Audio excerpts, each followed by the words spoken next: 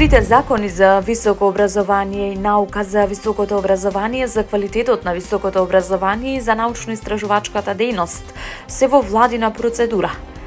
Тие од јануари биле поставени на Националниот регистар за прописи ЕНЕР и биле организирани дебати на универзитетите, пошто прифатливите забелешки биле вградени во новите верзии. На пресконференција во владата посветена на пакетот закони, министерката за образование и наука Весна Јаневска изјави дека очекува во краток период да заврши владината процедура и законите да бидат проследени до собранието, бидејќи како што вели постои консензус со академската заедница за нивниот квалитет.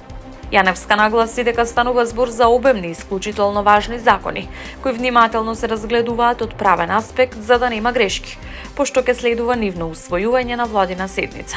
Јаневска истакна дека целиот процес трае година и половина, дека е целосно транспарентен со вклучени дебати на сите универзитети и прифаќање на конструктивните предлози од академската и научната заедница.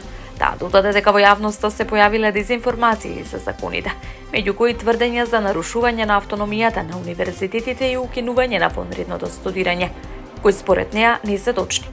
Премиерот Христијан Мицкоски вели дека новите законски решенија се резултат на партнерство со академската заедница, дека имаат цел да го унапредат квалитетот на високото образование, да ги задржат младите во земјава и да создадат подобри услови за студирање и научна работа.